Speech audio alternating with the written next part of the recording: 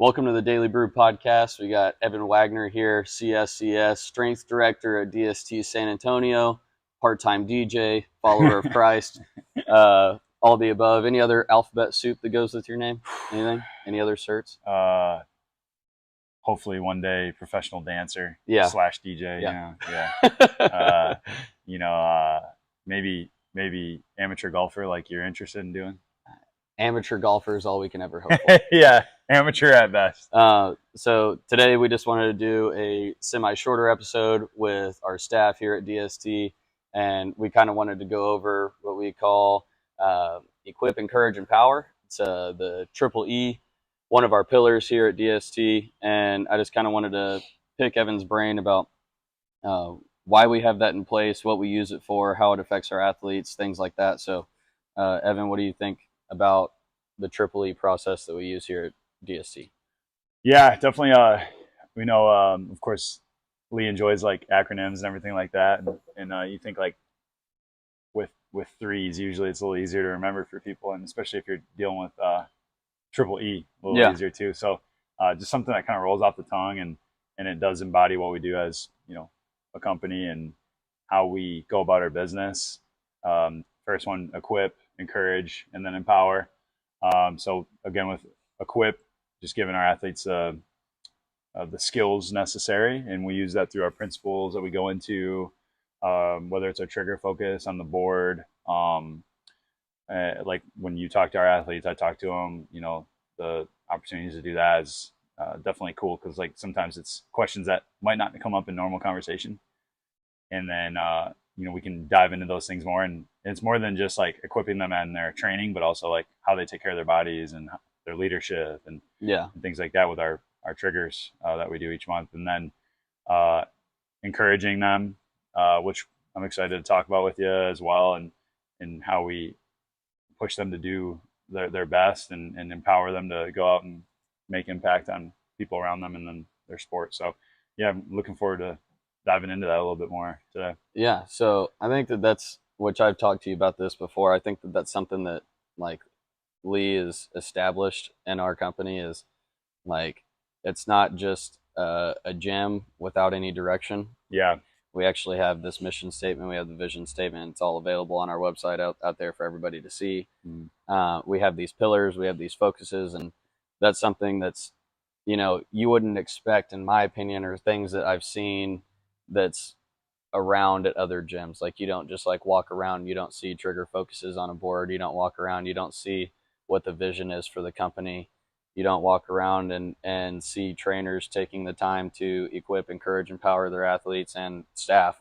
I mean, because those three don't go just for the athletes that we train. It is also just a foundation of our company in general. So when you can see Lee embody that himself, in my opinion. He equips, encourages, and empowers each of his employees.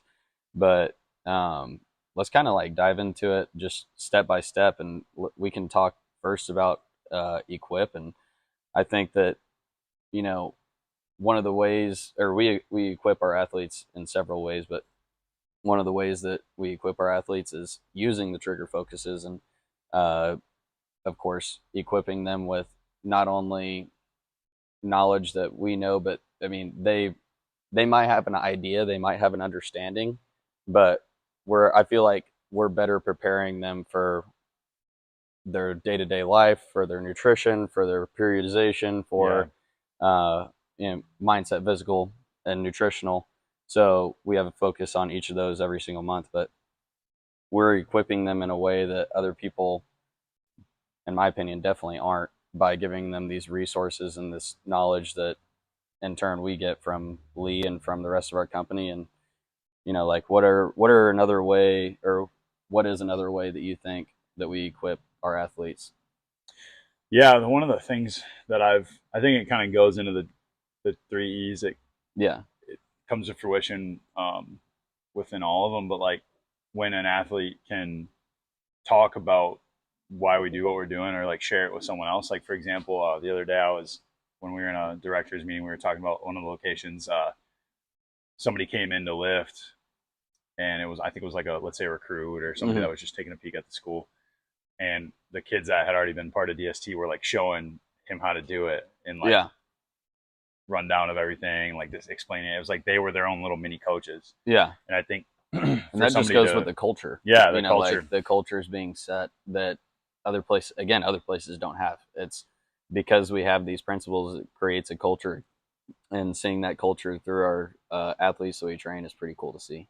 Totally. Sure. Yeah, like when you can walk in and we try to for those tuning into the podcast, one of the things we try to do is get our some of our older athletes to impact our younger athletes and take them by the wing as well. Because I mean, me and you are available, Reagan's available, like people that work with us are available, but sometimes we don't always have the eyes and ears to be the best assistants when we're helping other kids, and so it's really special when somebody like a junior in high school helps a 8th grader out, or even an 8th grader helps a 6th grader, like just for sure, or they hold each other accountable. So I think helping create that culture is valuable because it helps you create consistency across the board, and people just know what to expect. And I think that's definitely part of the triple E's. And as you said earlier with Lee coming from the top, having meetings with him checking in on me, assisting me, challenging me, praying for me, like that's definitely really special. And, probably, there's a lot of good leaders out there, no doubt, but just having somebody at the helm of your company that's doing something like that, for sure. That trickles itself down when everybody, like the people are in leadership, are being poured into that way, and then they pour into the people next to them. I think that's one of them for sure. Yeah, let's stay on this equip for a second, since you just said praying for me and stuff. Yeah, I feel like that me and you have both talked about that's one of the way that we equip ourselves every single day. Coming up here is we, not only me and you, pray for each other, but we also pray as individuals to continue to be positive impacts in these kids' lives, no matter if that's in a spiritual way or just any way that we can positively influence these kids into a better life, maximizing their genetic potential, whatever it is. I think that prayer, in my opinion, especially for me, and I believe for you too, is one of the firm foundations that you use to be able to equip yourself to even, come up here and continue to, in all reality, serve our clients. So, what are your thoughts on the prayer? Yeah, it's pretty cool. Recently, my girlfriend actually showed me this cool thing she had seen on like a work prayer, essentially, and like to recenter your focus, like about what you do when you come in and the impact you make. And I think it's easy to just like get caught up in the day to day, like hustle over to work, get after it, hustle home, and instead of actually taking time to reflect on like what you're there for and the impact you're making, and can definitely get caught up in things if you're not careful. And I think prayer is an opportunity to humble ourselves before God and realize it's not about us, and we partner with what He's doing, but at the end of the day, like we just can't keep going on our own strength, and so we're prone to fail, and we're prone to get selfish and everything. So I think, starting with prayer and not only recentering our focus, but also being empowered or equipped, right? And to go and be equipped for the day to day, the challenges that might be ahead, the struggles, the setbacks, but also the good things, and not allowing our pride to get in the way.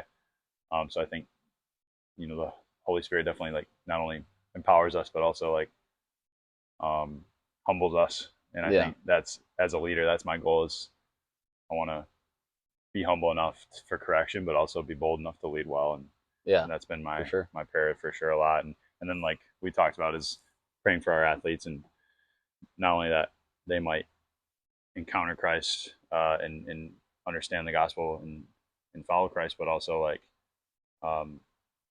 number one, like just that we'd be able to have an impact in the way that we train them too, or number two, I guess. But that we would not only do good work in the way we do things, like we would work hard and have, help them the best we can, but then also like that it would be more than just what we do in here. And I know, like we talked about earlier, just some of the instances that we've been able to like share and celebrate has been so special. Like the way you've been able to impact these kids. And I think a lot of it starts with a relationship, right? Like, Yeah, if you're not, for sure.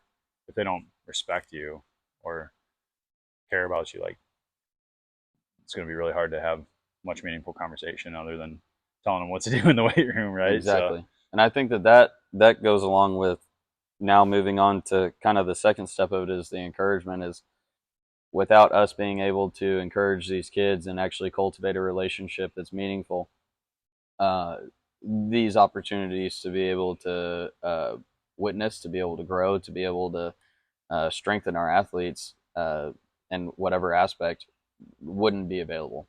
yeah. And I think that, like one of the things that you've heard me pray about and that I continuously do is I just, something super simple that I do when I walk in this door and Yep. whenever I leave is I pray that I'm a blessing as soon as I walk in, whenever I walk out. And I think that that's just something super easy, super simple to do to be able to help these kids because I want to be able to uh, be open and be able to uh, help these kids in whatever way possible, pretty much. You know what I mean? So, like, I want them to be able to feel comfortable to come up to me and talk to me, no matter if it's about lifting or about anything else. And again, that goes back to our culture. And I think that our culture is more than just a gym. It's a family. It's a way of living, and I think that that's something that's beautiful. And I don't think that me or you force any of that on anybody by any means whatsoever. But I think that the way we live our life, the way that we carry ourselves, the way that we talk to these kids is different than what they've seen before, and that's whenever questions come up.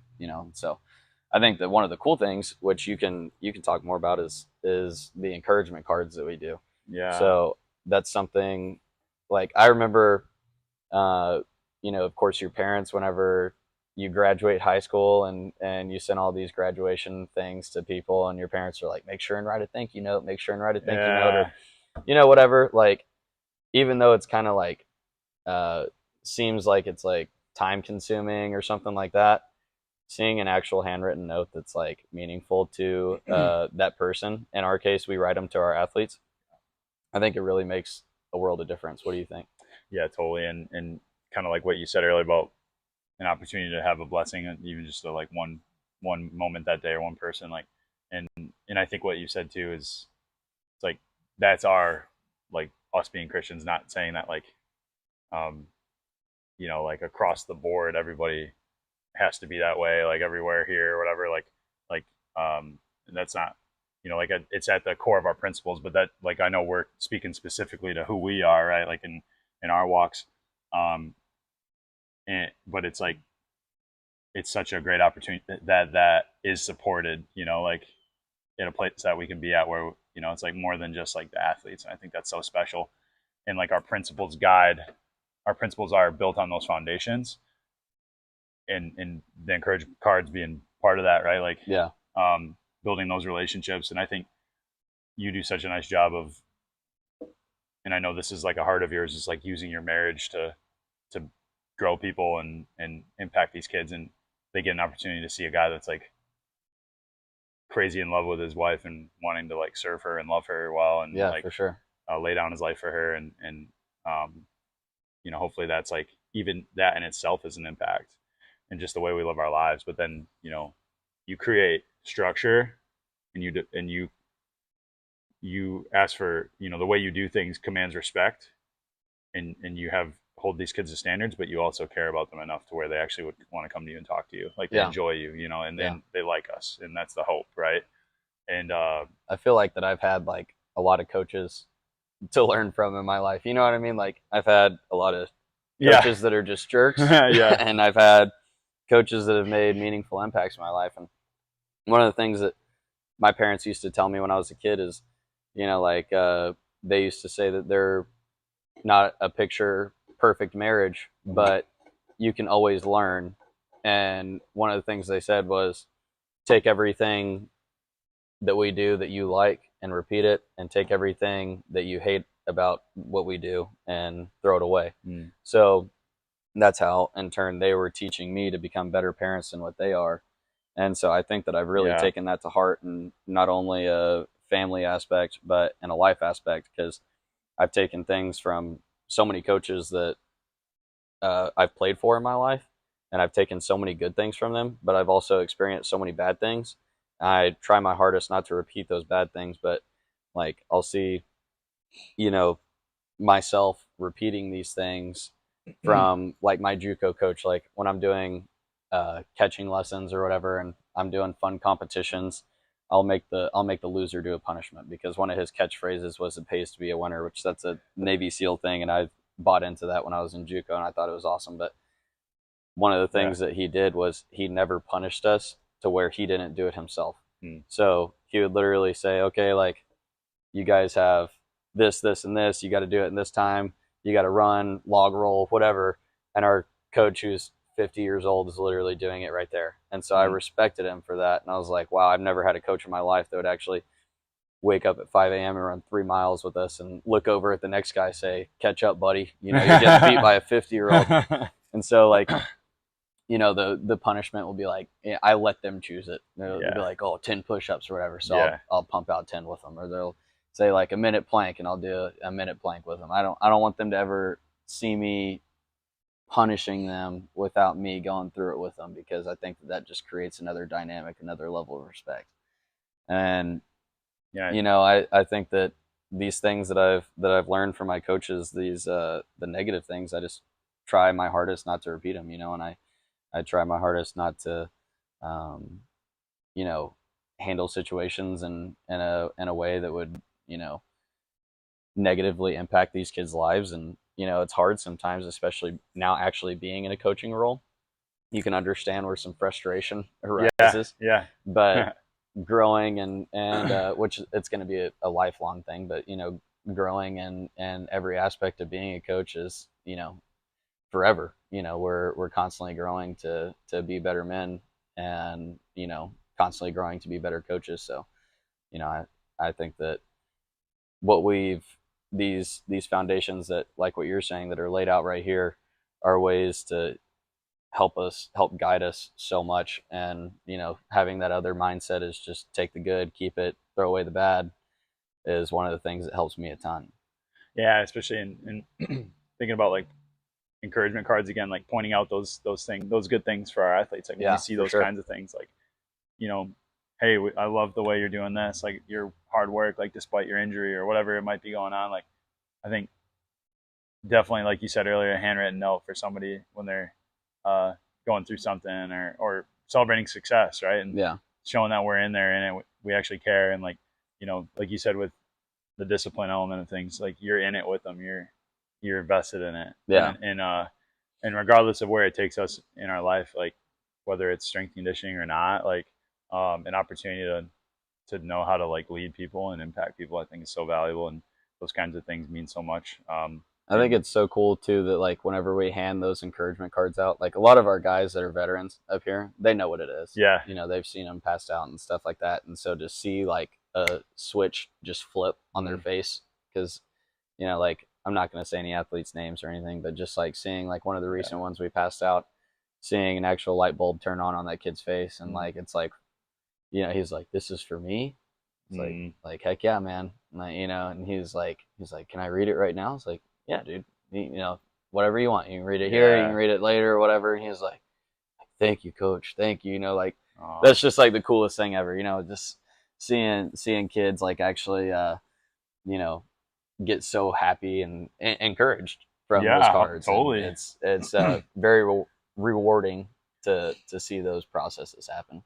No joke. Like just, I think for kids to realize that, we took just taking the time to do something. It could be the most simple thing, I think, in any relationship. You just go the extra mile in some way. Like that's just a simple way that Lee really is behind, and our company likes to do. And I think that's really special for sure. And I mean, you think of like, I have birthday cards and like other like cards that I keep, right? Like from the years from my grandma. Or that's how Gracie is. Grace, I've made this joke to her before, but like we're gonna be like 80 years old and we're gonna have like tubs of cards. She won't ever throw them away. I know. I'm not necessarily that sentimental about that kind of stuff, but she is, and I think it's cool. Totally. It's cool. I'm trying not to be a hoarder by any means, but there's definitely something that I've like gathered that I really enjoy, like some of the special milestones. But it's funny, like you'll in the moment you'll keep one of those, and then like as the years go on, you're like, I guess I don't need that one. Like I've had other milestones or whatever. So I just can't figure out where to put it all. I know. Yeah, storage is part of the problem. Chunk it in the attic. Yeah, just all my like with my giant safe with all my money in it, it's like it's hard to have room. I should probably like make some room in there. All the excess cash. All that excess cash. Yeah, it's hard to keep track of. So I should probably just put it in an offshore account or something. But it's just part of the lifestyle, really. So, but yeah, man, I think that's such an honor to be able to do that, and then like hearing back from these families too, like going into building those relationships with the families is really special, because it's like again, like Lee's told me, who cares the most about the athlete? Yeah, the parents. Yeah, because that's their child. They love their child and they want them to succeed. And we've gone over that part so many times where it's like, what does the athlete say when they get in the car? And it's like, how was your day? Good. How was the lift? Good. And then what'd you do? Whenever, nothing. Yeah. For some kids, that actually is the case. No. Yeah. Whenever they get in the car, it's like, and they actually do have that encouragement card, or we start a new block, or they hit a PR on a test. Like, those are the times where, it's cool for the parent to see those things. And that's something that, we're trying to figure out ways to get better at, to really promote these kids' successes, but, and help, lift them up in these ways. But empower them to go do it, right? Yeah. Actually. I think that we're doing a pretty good job in that. I mean, and I think that, the board over there was filled up with, I don't know, something like 40 PRs or something like that this past week. And that's awesome. And I try to remind the kids in each and every single group. I'm like, hey, like, even if you only hit one, look at how many people are doing good. Like, that's your motivation. That's how you can strive to get better. Yeah. Like, clearly things are working. Things are working somehow. Yeah, exactly. Like, and that is special when kids get excited about that.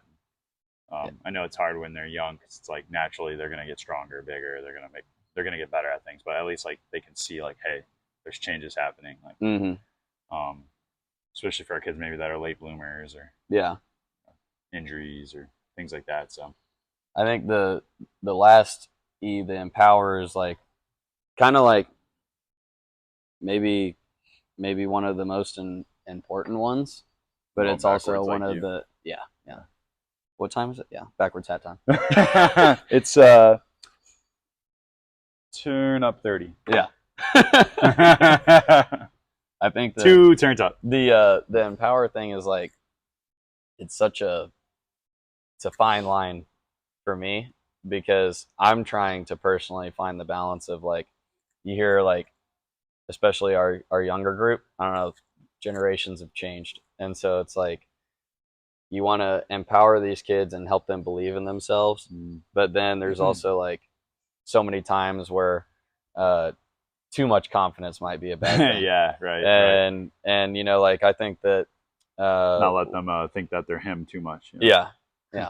I'm better than you. I'm better than you. I'm him. That's the phrase. I'm better than you. Yeah.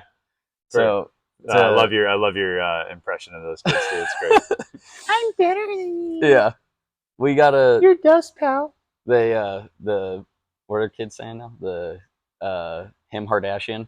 Oh yeah, we got our him Kardashian. I screwed it up the other day. Yeah, I was telling these kids, and I'm like proud of myself. I'm like, yeah, they're gonna love that.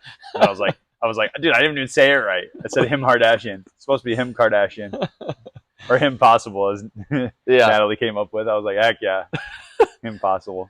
These kids, like, it's like hard to know when to reel them back and then when to empower them for me. So like, what are some of the ways that you navigate that? Because it's tough. Yeah, totally. I always want to encourage and I always want to build them up. But then like it gets to a point where sometimes people will be like lifting and they're just like, like soaking it in that they're stronger than another person in the gym or something like that. And that's whenever, like, as a coach, you got to kind of like lay some boundaries out and be like, hey, like, this kid's working hard, man. Like, just pick them up, build them up, like, you don't need to be taunting him or taunting her or something like that because you're stronger than they are. And it's just, that's something that, you know, I've had to learn and grow in for sure. And I think that, of course, I still have more room to grow, but what are some ways that you handle that situation? I think one of the ones is like involving the family too, you know, helping, cause like, let's say it's like in our assessment process where we talk nutrition or talk goals and stuff, like having the family be a part of that change. Like the previous place I worked as well, like in Michigan, like I was very involved with the families and the children that I worked with. And the goal was to create change in their, you know, way of doing things at the home too. Yeah. I'll assist them in that. And not telling them how to run their lives, but have an opportunity to, like, you know, if it's not rewarded, it's probably not going to continue, right? Like, so, but if the environment doesn't allow it, it's also hard. Like if you're a kid and you have the choice between, you know, pizza and you know, chicken, rice, and broccoli or something like that. Yeah, what I mean, like what are you going to choose, right? Yeah. But if it's encouraged and they've realized the value of it and the families behind it, I think there's a lot of value in empowering them to go and make those decisions because they have that support. Yeah. And then in the weight room side of things, like I think one of the things is like getting, like you talked about, like instead of taunting or, you know, oh, would you jump? Ha! I jumped 3 inches further. Yeah. And, you know, instead of those kinds of things, just being more like, for the kids that are working hard, like being there to challenge them and encourage them, you know, it's like they can compete without necessarily like chirping each other. Well, I kind of always, if somebody's like, I got what you said, 3 inches longer than you did on the jump, I look at the other kid and I'm like, beat him. Let's go. Yeah. And I try to use it a little bit Elevate as fuel. And I can tell, especially with the younger group, like the younger group, if they end up losing in the end or something like that, they're pretty upset about it. Yeah. But I'm like, hey man, like even though you're upset, that just shows that you care. You know, like I'm happy that you care, and I'm happy that you want to get better and that you're trying to, you know, do better. As like, I just kind of pull them off to the side and I'm like, just keep on working hard, man. Keep on working hard. Like you can, you know, who knows? Next testing block, you might end up beating it. That should be your goal. That reassurance to some of those kids. Yeah, I think that's great. Yeah. And kind of like, and then on the other end is like the humbling of the other kids. It's like, or even our older athletes. It's like, okay, let's look at, you know, who's our big guy. Trevino, right? Like, what does he do to get to where he's at?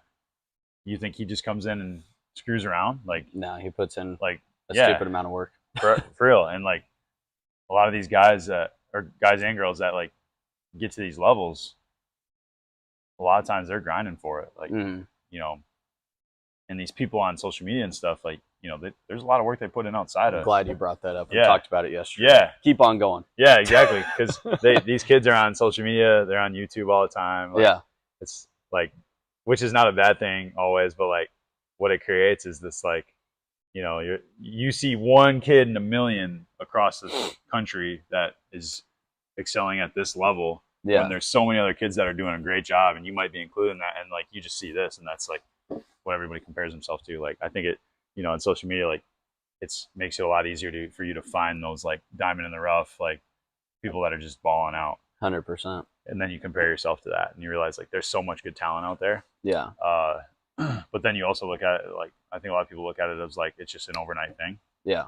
It's like a lot of times these people are grinding and you don't see all that, or maybe they do have some really insane gifts and you just have to work harder. Yeah.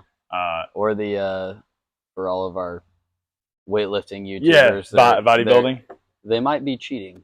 Oh yeah, they might be cheating. Yeah, exactly. They might. That's, you know, like that's might not be natty, bro. Yeah, that's another like, you know, loop you got to go through with these kids. It's like, well, I see these people doing this on YouTube, and I'm like, yeah, he's on YouTube, she's on YouTube, like they might not be the best role model for you. Yep. You know, they may not.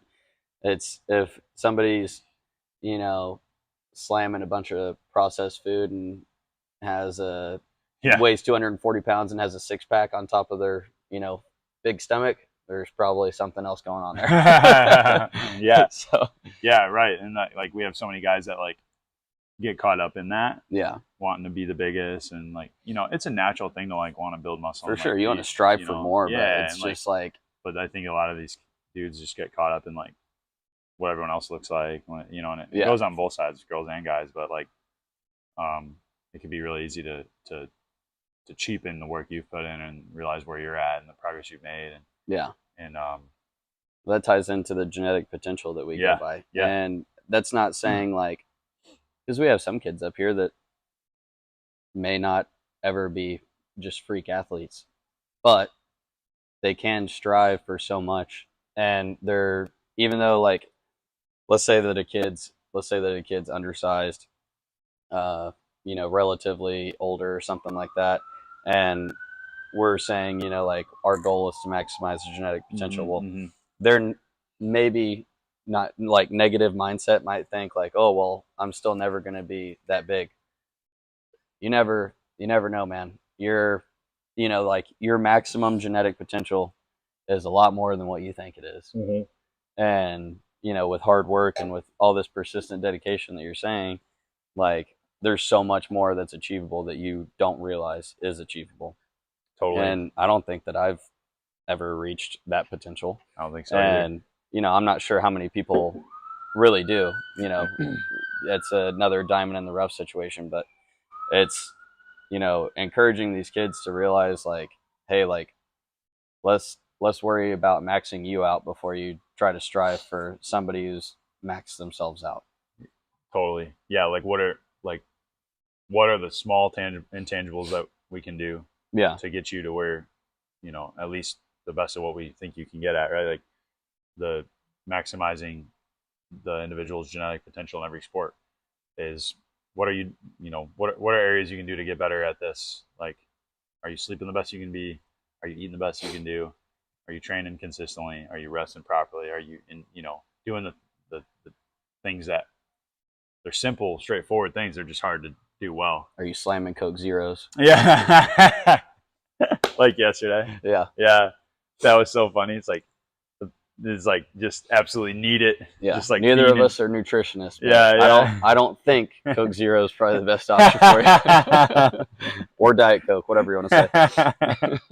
Yeah, and that's the thing, like too, is like even us not being registered, you know, and being able to give this nutrition plan and everything, like there's basics that people can go by to like live a healthy lifestyle, right? I think that me and you always go for, it's like Whole Foods. Yeah. Start with just eating some natural foods. You eat more whole foods in your life, good things are going to happen. Yeah. and we, you know, like this month's trigger, like supplementation. Like, you know, there are supplements out there that are valuable and that are trustworthy and that we get behind. But at the baseline, like do the things right in the kitchen first, right? Like, yeah, for sure. And then look into the other things. So I think, yeah, it's like, are you maximizing what you have, first of all, and what's keeping you from doing that? Yeah. And I think, you know, in a game of numbers, like it's easy for people to get lost in the weeds, right? Yeah.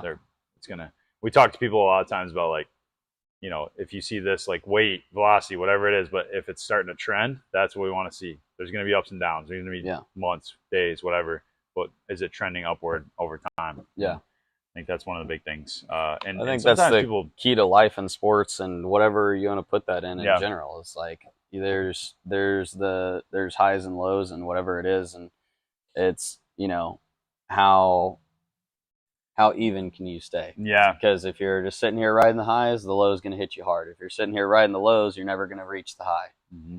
And so the more and more you can narrow that down, instead of being like this, the more and more you can keep it like this, you're always going to be on an uphill trend, no matter what. And if you're the same person, I'm definitely not the same person I was 6 years ago when I was a freshman in college. Yeah, thank the Lord for that. For it's like too, if you look back and see that you haven't grown, then, you know, maybe this is a reevaluation. You need to check back on this graph that you have going. Yeah, like, are you still making the same excuses? Yeah, like, I think that's definitely, you got to humble yourself, right? Like, and so taking a genuine look at like, am I actually doing the things I need to do to maximize what I've been given, I think is super important. And that's like, you know, conversations we have with our athletes is, And they're hard conversations, right? Oh, for sure. To be able to empower somebody, For you got to sure. sometimes challenge them. Yeah. I think. So A lot of this always stuff isn't ever easy. Yeah. Yeah, it's hard. I'm not great at it. I'm getting better at it, but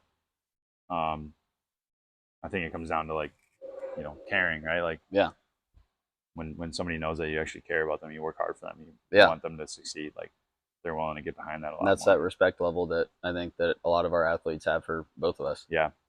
And a lot of our interns that come into it as well. Mm-hmm. So, you know, like I can remember this just popped in my mind, but like I can remember, you know, Dion calling somebody out for skipping reps this summer, and it's blazing hot. You know, it feels like 120 in here. Yeah. Dion's probably sweated through 2 shirts already, and he's just juiced military guy, and he calls this kid out for skipping reps, and he does it in a great way. He's like, "Hey man, don't you have 2 more or something like that?" And he's like, "Yeah, I do."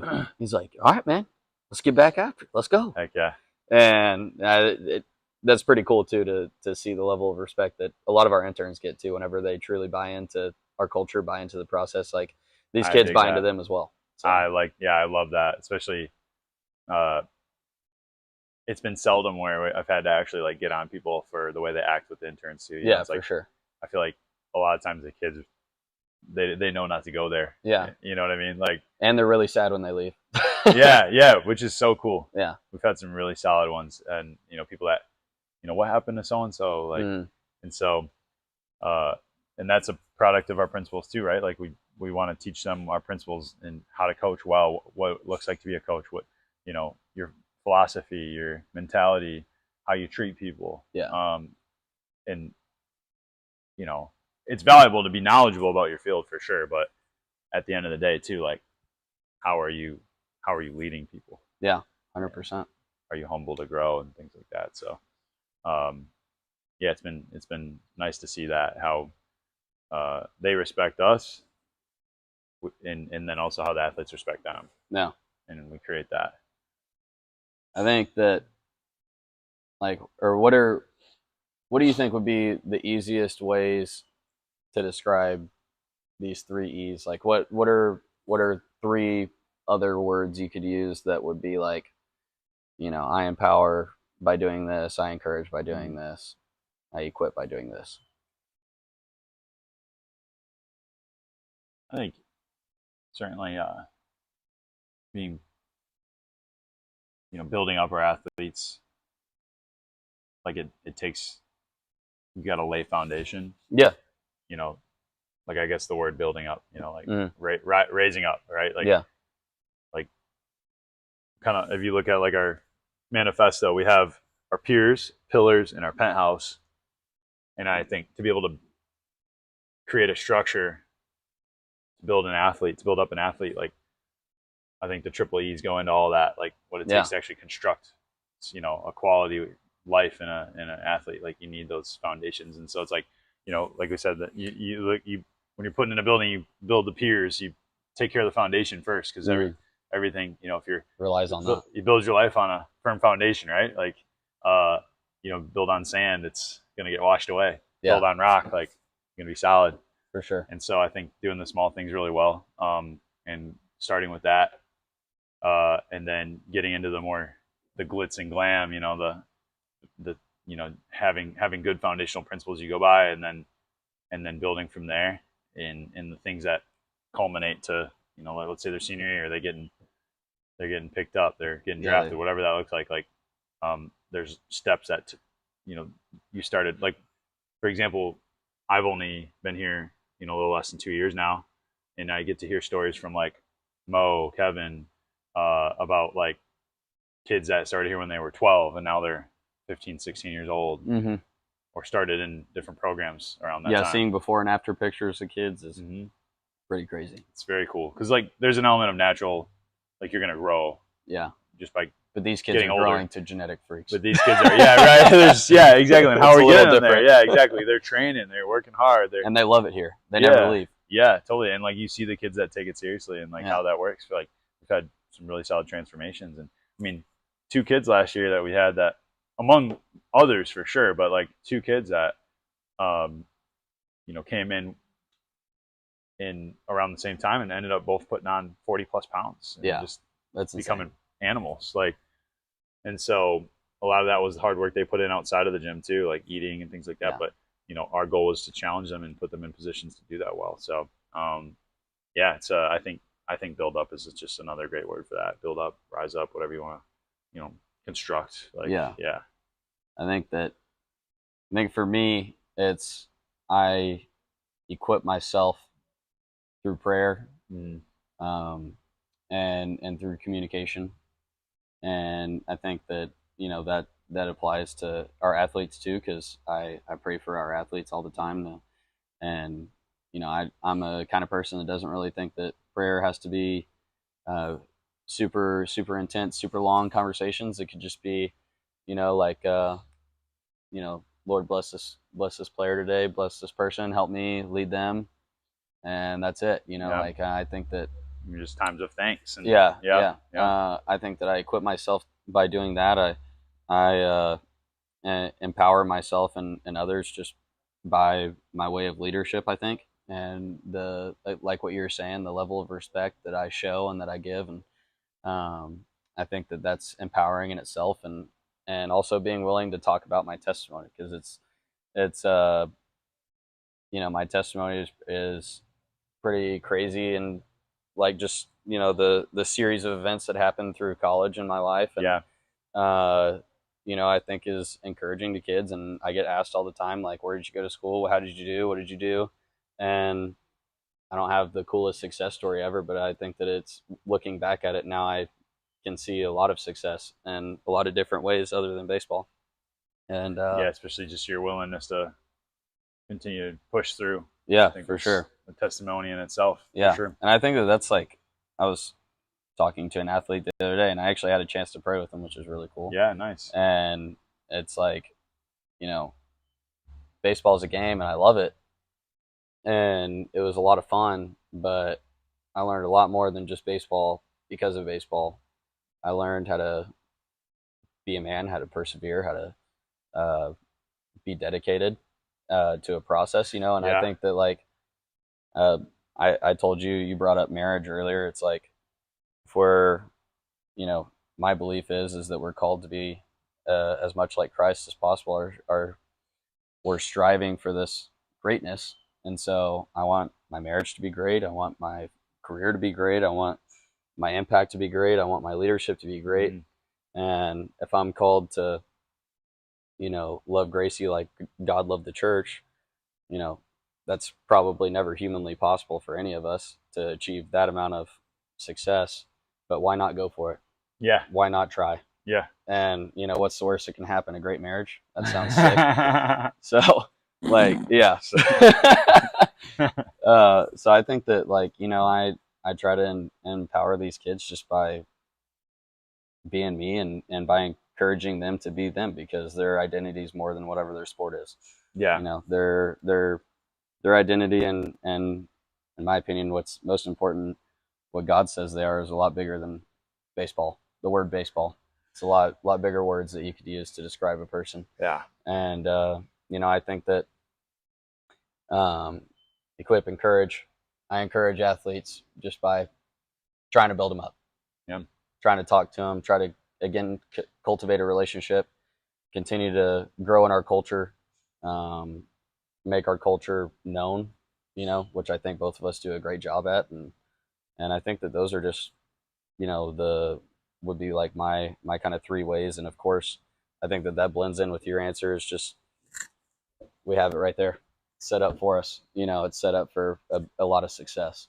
And I think that, we have these locations all around, and it's more than just a gym. It's more than just a lot of people associate us with baseball, but it's, every sport. It's more than just one thing. And I think that that's what truly separates us from everybody else, because everybody else has their one thing. We have a model, and that's our one thing. And our model is huge, Yeah, the fact that, like, we could have 6 different locations, and each of them has separate kind of focus or location, literally because of cities or whatever. But even like some of them are in a school, a college, warehouse, whatever. right, whatever that looks like, and there's still consistency across the board of like what's being done and why we do what we do. Yeah. Even though there's different ways of carrying it out in some ways. So